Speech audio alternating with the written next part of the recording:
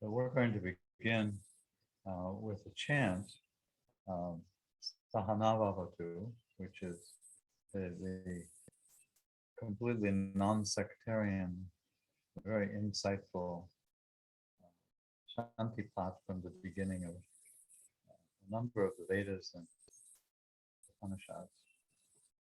And then we'll sit for just a minute. Uh, uh, The talk is about history and yoga, and there is some important history unfolding. yeah, There always is, but at this point in our uh, joint story with the difficulties with the environment, the increasing difficulties around the world with the pandemic that we yesterday were speaking with some people in China, and how, some of us elsewhere are thinking, oh, the pandemic's almost over. In China, it's a complete lockdown. It's, Shanghai. in Shanghai, not everywhere, but so the pandemic continues to plague us. And then, this burning issue of what is happening in the Ukraine. Um, And so after the chant, maybe if we just sit for just a moment and uh, reflect on how fortunate all of us are to be able to be here. We can't really take it for granted.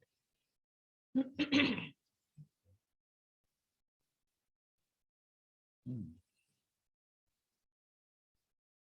Om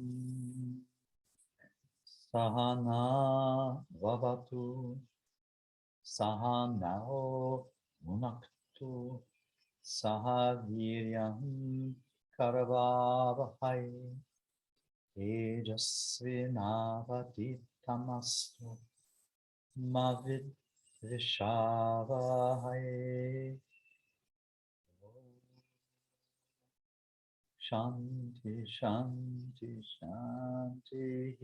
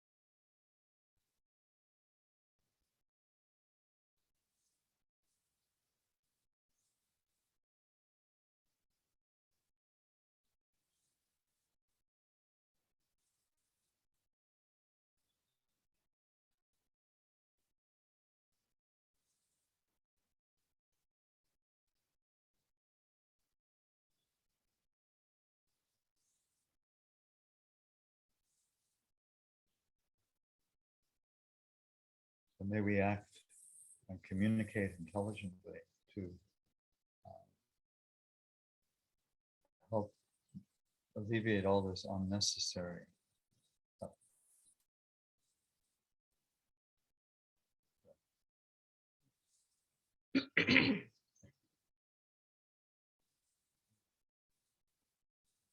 So as we listen, I don't know if you can hear the sounds of the jungle behind us. We cannot hear the sounds of where you are, but these these sounds really are representing that history is unfolding all the time. Um, for the creatures out here in this jungle, their history is happening as we listen.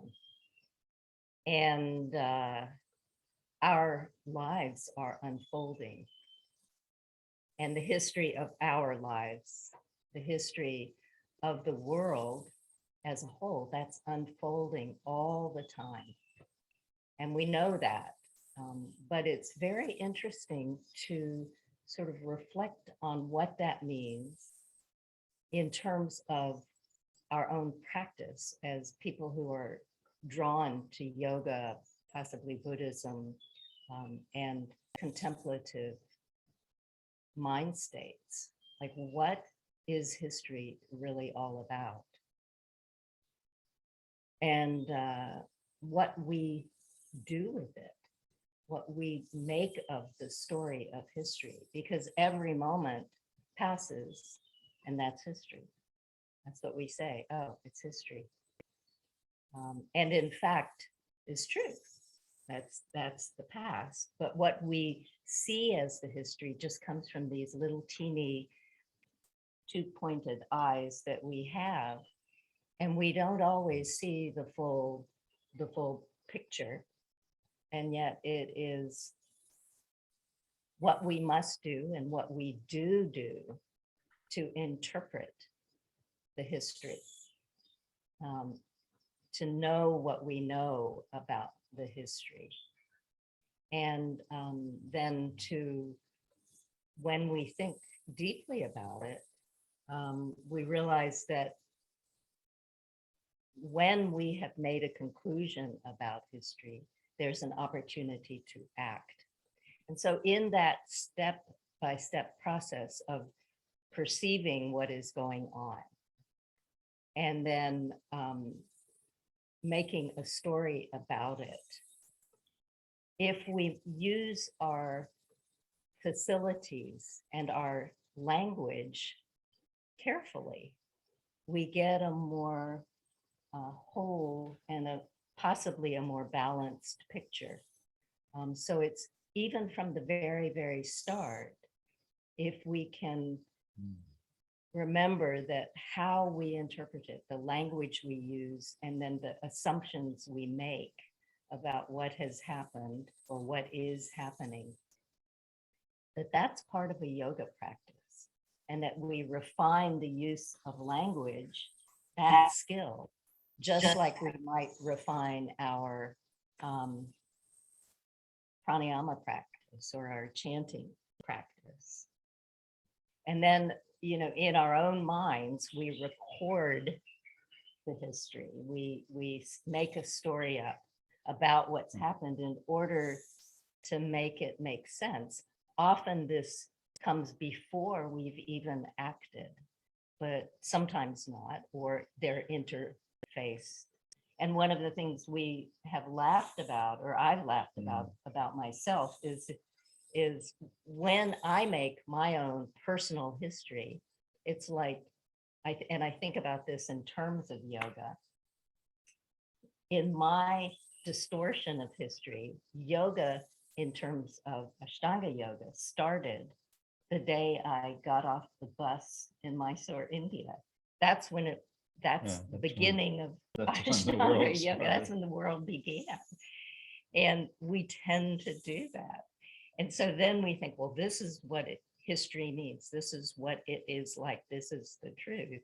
When in fact, no, I was just lucky enough to sort of slide into the stream of that little part of history going on in the world. But to me, that's like, I know about Ashtanga yoga because I was there at the beginning.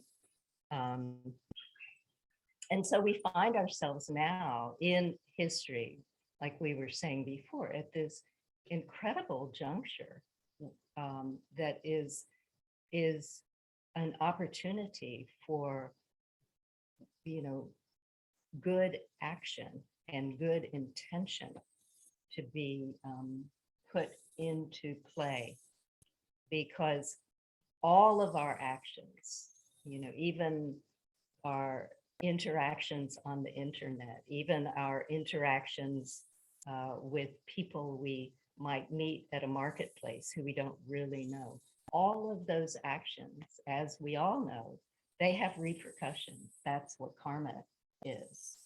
And if we take the context of the bigger world in and keep that close at heart, not to the point that we are immobilized and can't move, but keep the tenderness and the suffering that is happening all over the world. If we keep that close at heart, then our actions, we begin to see, wow, even what I'm thinking about the man down at the end of the road who refused to give us air for a flat tire the other day, even the way I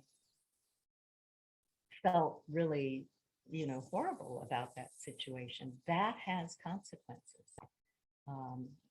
And fortunately, Richard and I did have a flat tire, and this man who, for whatever reason, didn't want to give us air, really made it unpleasant. But then a short time later, we hobbled over to another man who was like a saint, who fixed our tire and got into a wonderful conversation with us. And we were And seeing discovered the cause of the flat tire. cause of our suffering. And then we really were thinking about, wow, how our actions and those people's actions impact others. And so, I was grumpy after the first, and then just ecstatic, still am after the second man. And that is history. That's how history takes hold. And so then we are. So our knowledge of history is always has to be upgraded, because there's I want to say infinite history all around us, embodiments and important things that eventually we'll all look back on and say, wow, that was incredible. But personally, it's continuously happening. And it's not, so your theory of history and you have to upgrade, because it's so deep. And but it's there. As I've heard said, it's water under the bridge. It's you can't really go back and change what has happened, but the interpretations and then can be upgraded. And that's what the art of yoga really is. And I often think of history as the word histos, which in Greek means flesh. And so, and this is for yoga people, that, every feeling you have, whether good or bad, about something, gets embodied in sensation patterns, and at least, even slightly in the movement of the fascia of the body, or if you really buy into some theory, one of your theories, it gets really embedded as what they call a samskara. And the more we learn about this, Indeed. like the fascia and the body, the more you realize these sort of blocks that happen when you absorb something and it starts sticking in your fascia. And then, the breathing pattern changes, and the relationship of one muscle to the other, and then your interpretation of what that means subconsciously, all of that starts to take place because of history. And when we were thinking about this also, we were thinking of yogis like Gandhi, as an example, who have in their own time taken history and decided it is time to act with conscience, and it's time to act in a way that might be going against the history stories that some others are spinning on the side, and not necessarily, the one of the things about him, and as he sort of really worked with passive um, objection, being someone who really found difficult situations, often like uh, marriages of Hindus not being acknowledged, or the caste system was one of the things that really got him going. And it wasn't so much that he was out there trying to change the political history, but he was acting in a way that was in line with his ethical underpinning. Yeah. And then politically, uh, there was a movement, as we know in India, um, uh, before and well, basically before World War II, that was uh, really pro Nazi, Mhm. pro Japan, and because it was by certain power hungry people who wanted to become imperialists themselves, and to accomplish that, it just involved, a lot of murder, Yeah. a lot of violence, but very sad. And so they say history repeats itself. And we can look around today and wonder if where that saying comes from. And, history and the treatment of others by people who are not the Gandhis, but the other yogis or non-yogis who take history, want to make history their own, want everyone to hear their story and be part of their controlled situation. That part, that tendency of humanity and certain leaders will always be there. And then our response to that and our ability to see that, which we talk, is talked about in the Yoga Sutra. That's where, as yoga practitioners, we can make a difference, is to try to see clearly and act with conscience. Yeah, and act with intention. And so, an interesting tendency I've noticed in the yoga world is, and you'll find this is the, oh, well, it's all impermanent. Who cares? I'm out of here. uh, and or if I practice and practice, and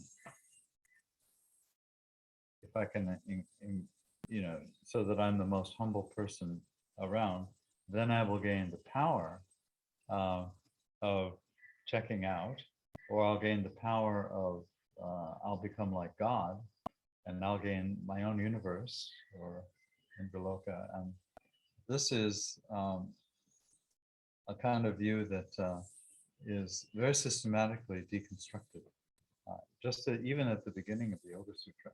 And so we can review a little bit because it gets a little bit interesting. And I hope you don't mind if I look at the text. Under other circumstances, I could remember this, but not on camera. Oh, Atha Yoga Anushasanam. So now we're going to continue to unfold yoga. Anushasana means we're going to look at it, look at it, look at it, and look at it again, and then look at it again. And this is a process. As long as there is space and time, we better keep looking. Otherwise, there's going to be a problem. Okay. And then it defines it. Yogas chitta vritti nirodha. And nirodha is often interpreted as, I'm going to stop it. I'm going to stop the thinking, the chitta vrittis, which are just any kind of activity of awareness that your mind creates, that you're aware of, like anything that pops up, good or bad or beautiful or big or small. Um, and so we're going to nirodha, and but the translation of, I think, is better to suspend it rather than to stop it, because stopping it implies that there's a stopper who's knocking it down, as in some sort of video game, which people, there are actually yoga people who believe that. So nirodha is to suspend it. It's just like pushing in the clutch on your car. And so maybe all the wheels are still turning, but you're watching, you're going, wow. And so it's a state of being awestruck. My apologies to California. Um, um, and in a state of awe in which you're like, you're actually seeing uh, what is unseeable. You're seeing infinity and you're going, wow. And then um, in that, you have, let's see what you get. Oh, if that happens, if you get awestruck and the process of actually knowing is suspended, then you get that which the drashtu can then live in its own true form, not just, otherwise it lives in, otherwise, tada drashtu swarupe vastanam, uh, otherwise either vritti sarupyam. And so the seer or pure seeing is swaru, it lives in its own form and is not reduced through language or through thought processes to some other form that it isn't really, because it's much more unthinkable and amazing than anything you could imagine or any theory you could come up with. But otherwise, it takes on the form of that which is being thought. And so sometimes, I'll have an image of myself as being an angry, greedy, uh, crazy, wannabe yogi. And I think if I could just become that, then I'll become really rich and powerful. And then maybe I can then I will become a yoga teacher to autocrats, and I'll control them, just like oftentimes the religious priests control the autocrats in certain problematic political situations. Then he wakes up. You go, oh my God. And so what's very interesting is then they define they say there are five categories of vrittis, and and and they do have these important qualities. Some of them are klishta, which means miserable. In fact, we all know about those. If you've ever had a miserable thought, you probably know about it. Then occasionally you get aklishta, or ones that aren't miserable, which sometimes are in kind of neutral situations where ordinary things are going on, or they're aklishta in the sense that they're actually thought patterns that allow you to focus your mind, and then you can use them to start to see through them. You have to see through the thought patterns that you, just like religion. Religion can be extremely nice, uh, and then it can eventually backfire until you see through how it makes you focus. And so, and then here we go. This is the fun one. There are five basic kinds of chitta vrittis: pramana, viparaya, vikalpa, nidra, and smritaya.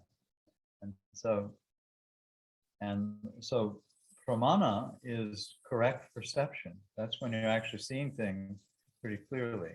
And they actually, so not all vision is just pure.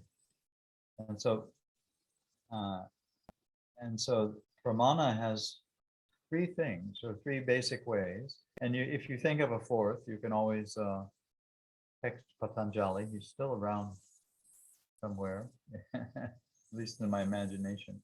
You can email him. Okay.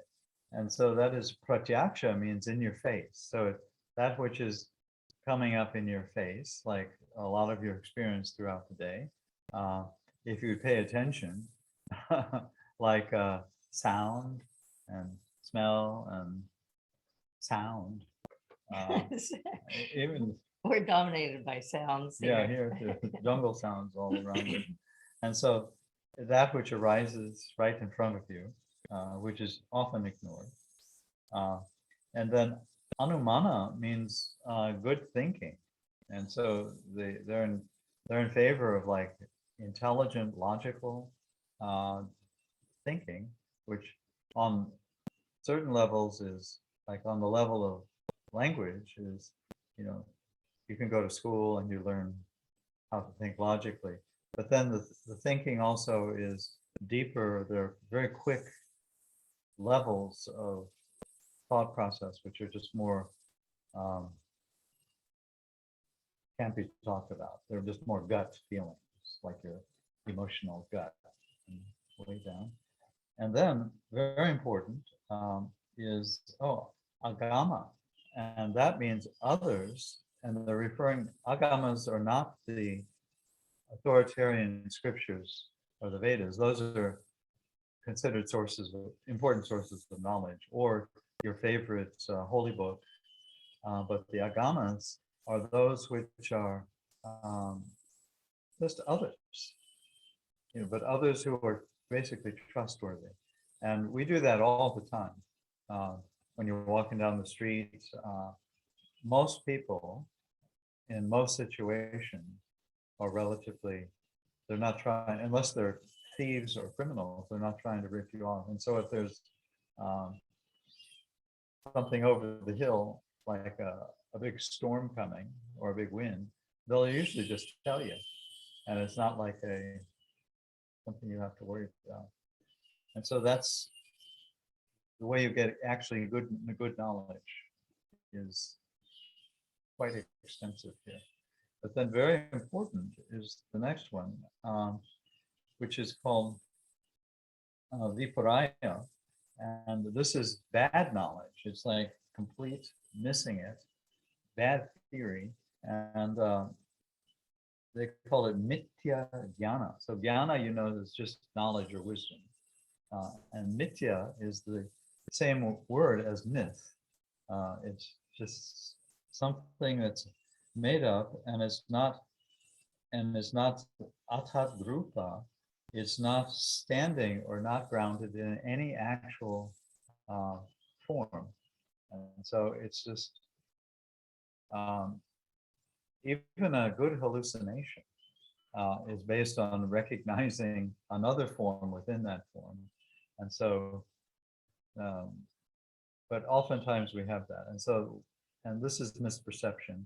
And so not all theories that are expounded on social media are necessarily, some are actually pramana and others might be viparaya.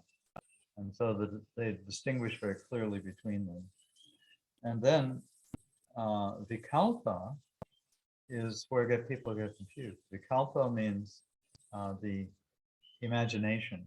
So there's sankalpa and vikalpa. And vikalpa is meaning the specific way that the imagination works. And um, it's excellent. It's based on the application of good thought, but it's empty of actual substance. In other words, it's using your imagination, which I bet you'll be using today. Um, in fact, you might even be using it now. Like, how can I get out of this? But it's empty of actual vastu, which means flesh. It doesn't have any histos to it, even though it might be about histos, but everything has a little bit of histos, or you wouldn't be doing it, or flesh, but it's pretty much, and it's imagination. And so this could be the creation of mythology. It could be just as I'm looking for solutions to things, it's an extremely important feature, but it doesn't mean that everything you come up with necessarily has some, it doesn't necessarily have to be true in a parallel universe or anything. And this is a place where people who are, the bad yogis or the bad people can really take advantage of things, right? Yeah. Where they can purposely twist things. Um, and that's something to be attentive to and to be aware of, Oh, yeah. and to be aware of within oneself if you, by mistake or accidentally on purpose, do some twisting for that one. Yeah. And all of us have done it to some extent. Yeah. Occasionally. Not often, but every 10 seconds. And then another important one is nidra.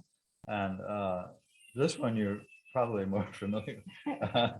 Nidra just means sleep. And this means like deep sleep. And, you know, as we get older, sometimes we don't get as much deep sleep as we would like, but it's the arising of the experience, the pratyaya of that there is no being, there is nothing that, and but it's kind of nice when you actually have a good deep sleep, that there is nothing that actually is solidly has existence, bhava. Uh, and it's quite a relief for us. I wouldn't want to be stuck in deep sleep, but it's like, as part of the cycle of my mind, it's like, wow. And this is considered different than dreaming sleep, but that's also quite beneficial. And this is a phase in the perception of things where, you know, say in dreaming sleep, often we sort of assimilate information from the day or events from the day.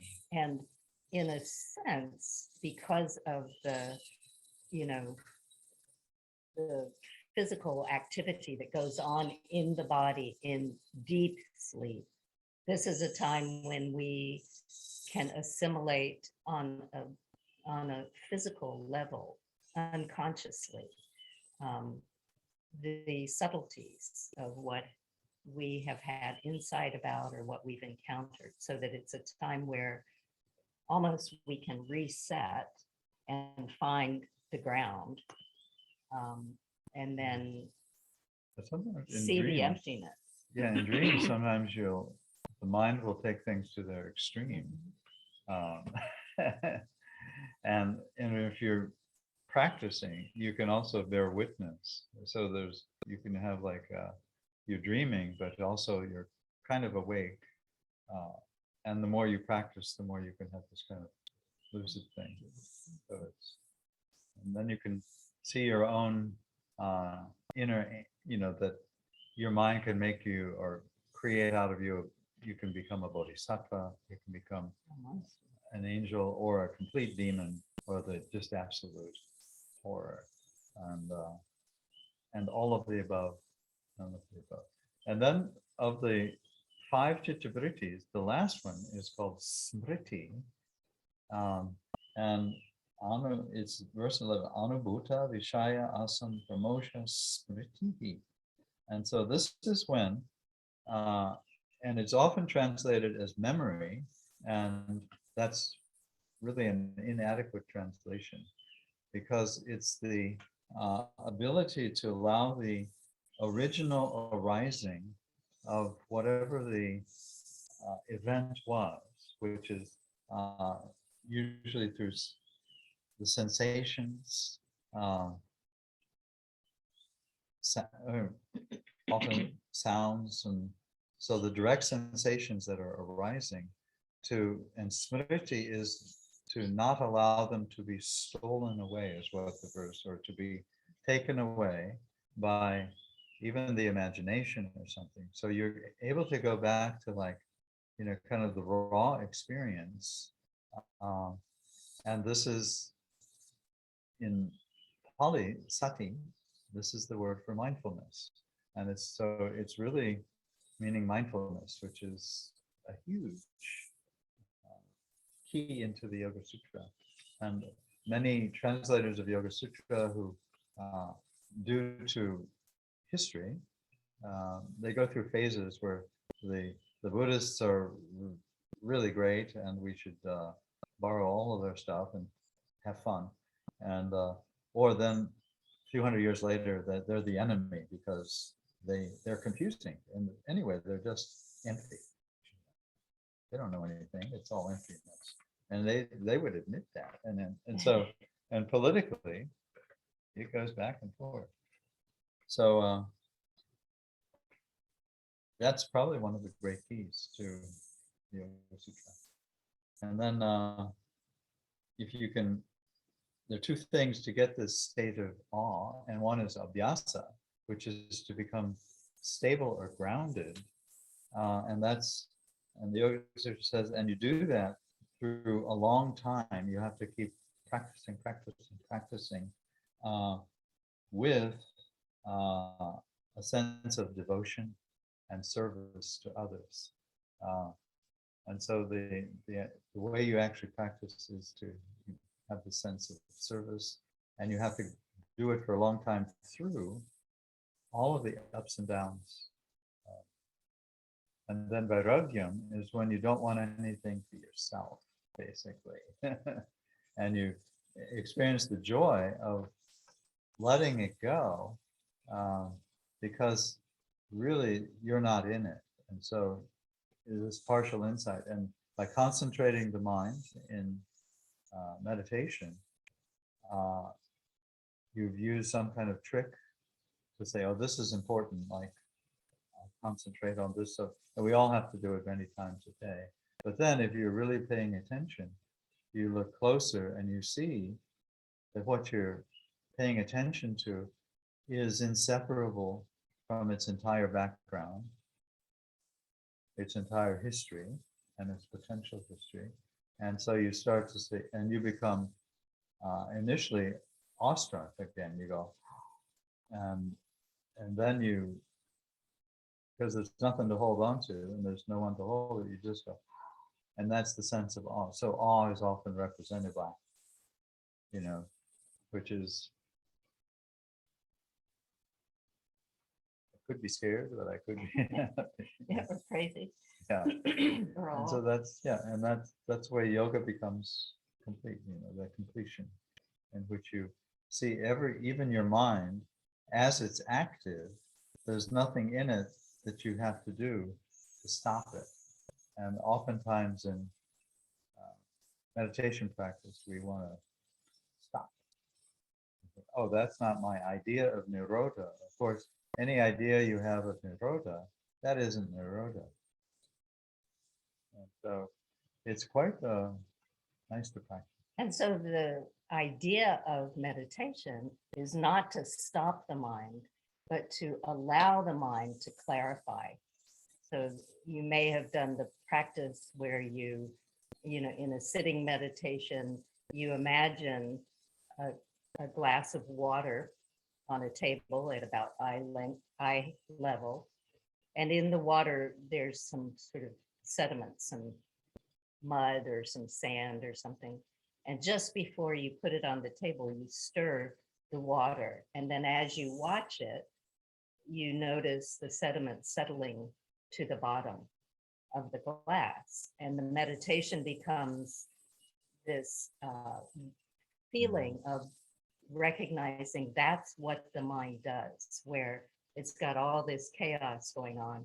We just make it steady and stable, and we give it some time when it's still and the sediment settles. And then we start noticing, if we do that practice and just imagine that before us, that your mind wanders, or at least mine will, pretty early on in that very meditation. And then, oh yeah, it comes back to seeing the water and the sediment settling. And if you really get into it, what you start experiencing is the sediment settling, and then your mind wanders and you come back to that glass and you realize, oh, the sediment's been disrupted again.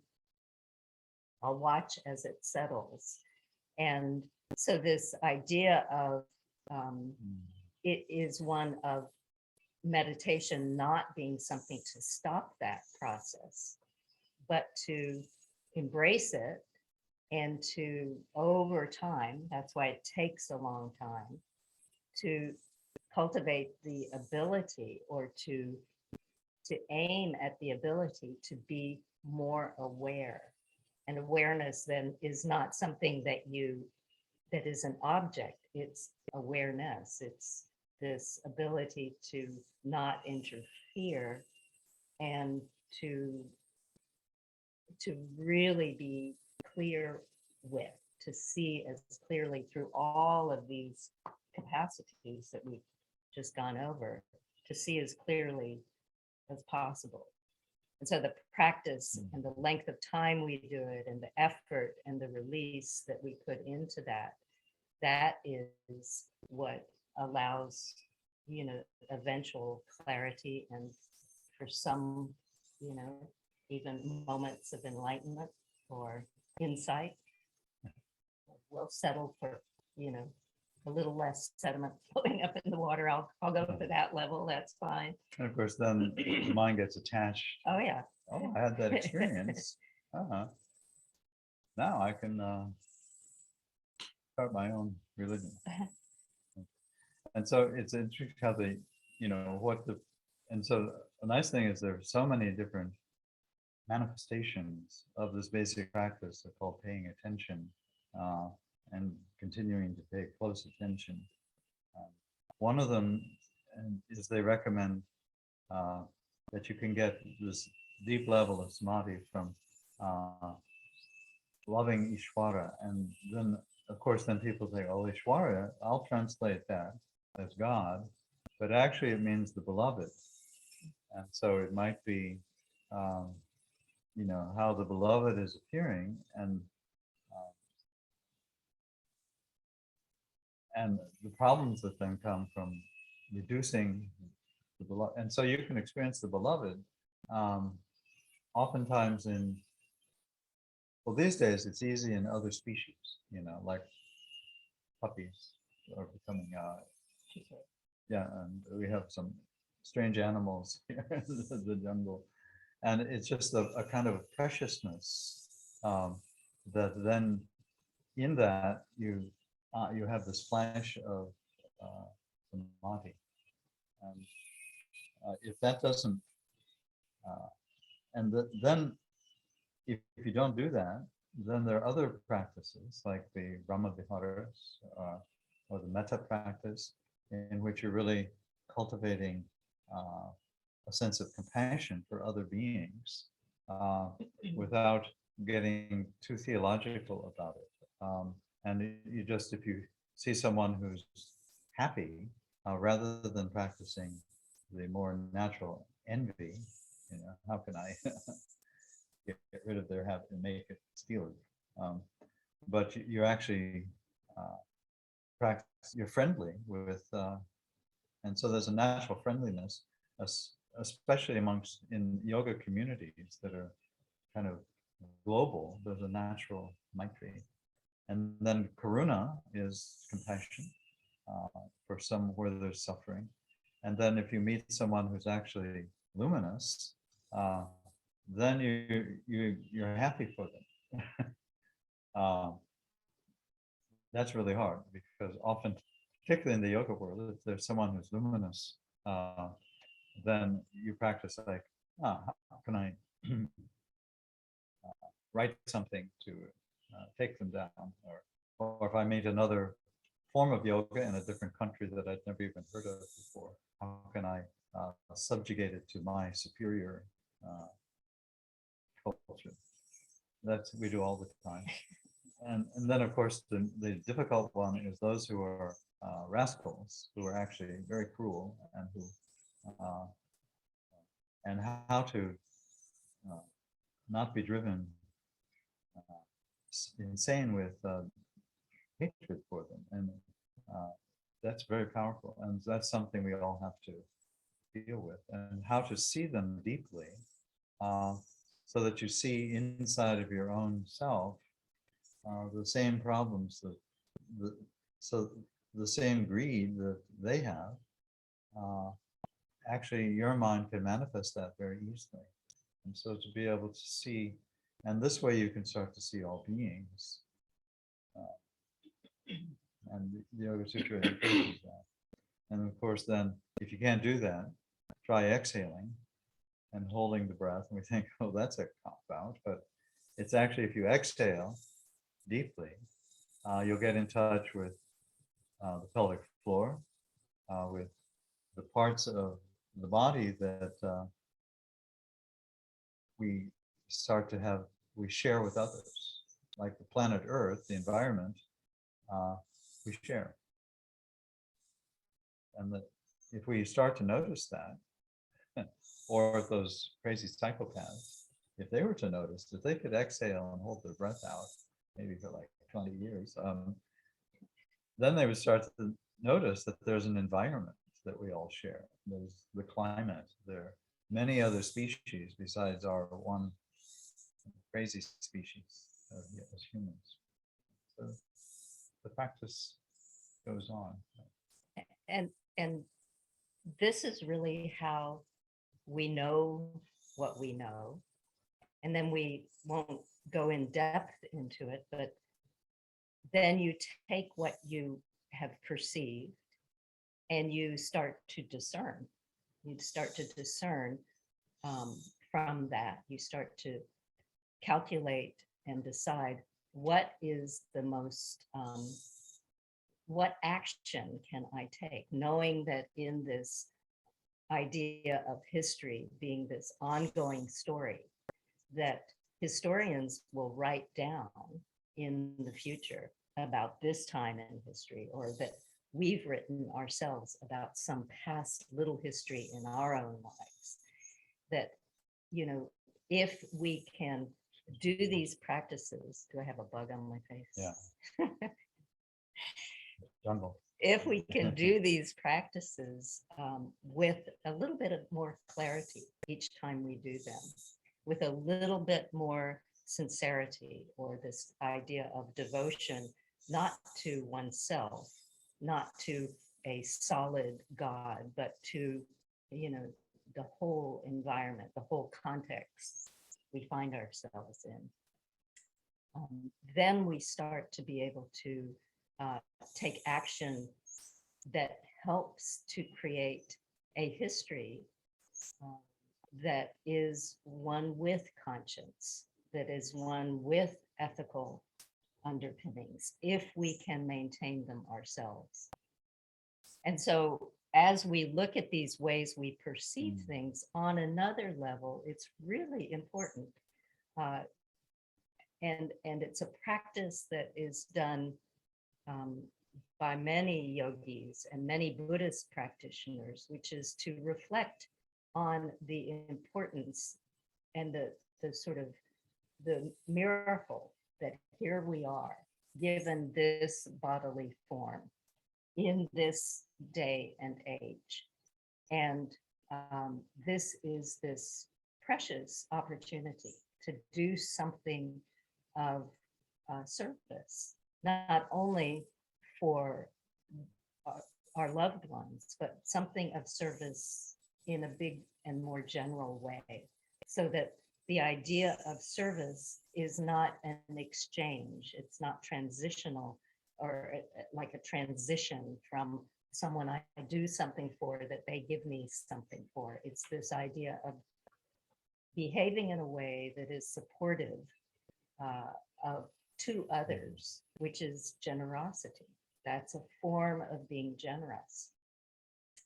And in that, we then become, you know, there's this sense of relaxation in the whole viscera and in the body, because we have space. We have, you know, all the space that we might have held in different parts of our body where I want this, I need this, I'm afraid of that.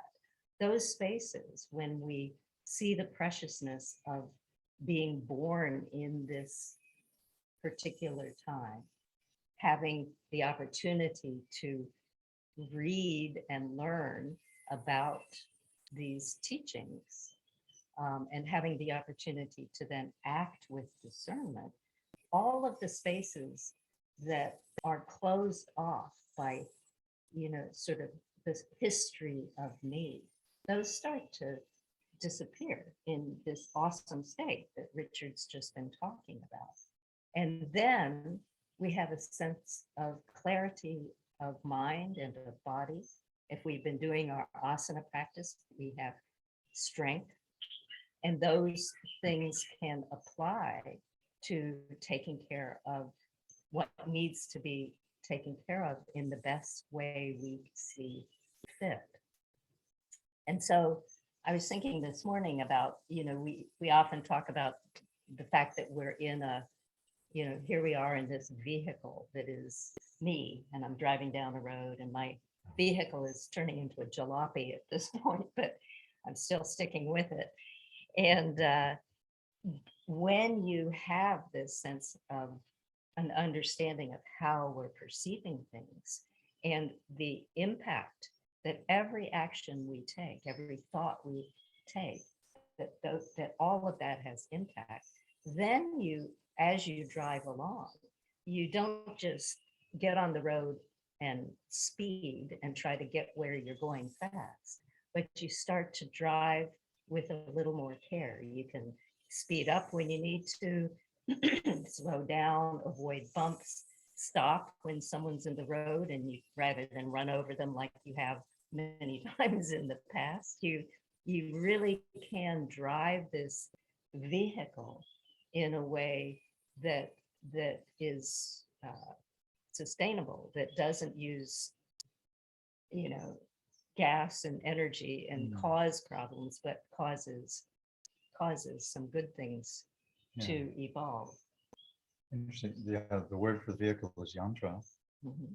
which is, so whenever someone says yantra, immediately you should think mantra, tantra, because they're all basically interchangeable. So, And they're all, this interweaving of, there are different perspectives of this interweaving of life itself. And so as yogis, one of the things we can do is to really reflect on how our actions are impacting the history that we encounter day in, day out, our own stories, the stories of our friends, but also the stories of our friends who then impact others. And those others then go out and impact others. And so when we take actions, if we have taken the time to reflect on this, preciousness of life, and taken the time also to think about our dharma, our, intention as to what it is we really feel is important and know to be important in this world, our intention of actions we can do, perhaps to help alleviate suffering, perhaps to support the world in some way. And then as we take action, step back and always, and we talk about this, or I do often in these talks, but always look at, before I take this action, what is my motivation in doing so? So you don't want to get so wrapped up in this process of, seeing the world and then remembering your intention and then checking out your motivation to make sure you're not slipping into your moments of greed and attachment.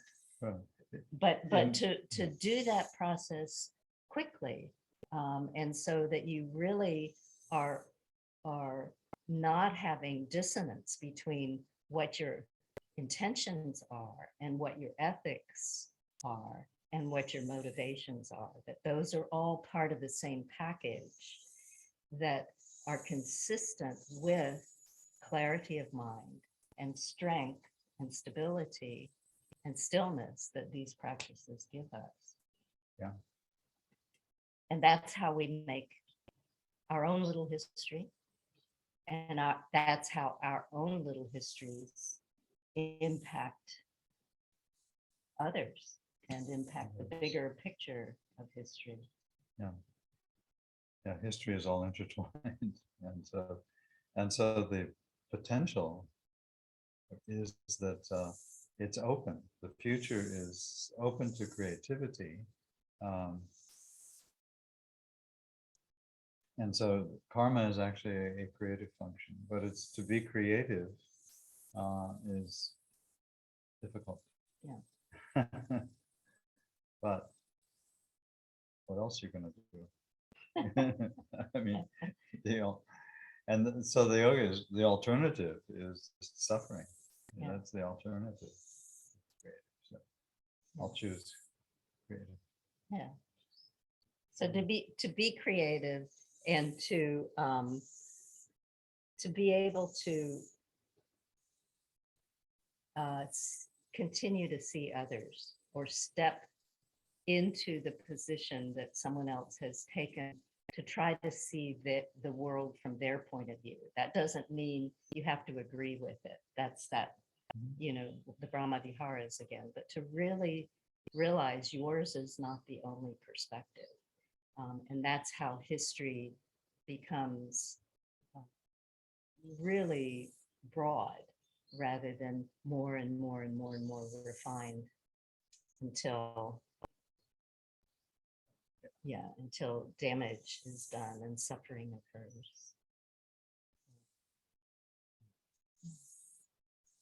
So we should do the thing. So we're going to do the Swasti Prajabhya. That means may all beings be swasti. Or so here in Thailand, when you see someone, you go savadi, which is the Thai way of saying swasti. Om Swasti Prajabhya Paripalayantam Nayena Markena Mahim Mahishaha Go Brahmanebhya Shobham Astu Nityam Loka Samasta Sukhino Bhavantu. Om Shanti Shanti Shanti.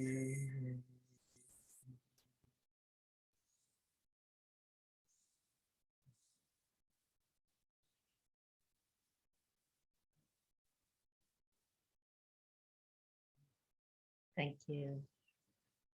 Thank you very much. Thank you very much.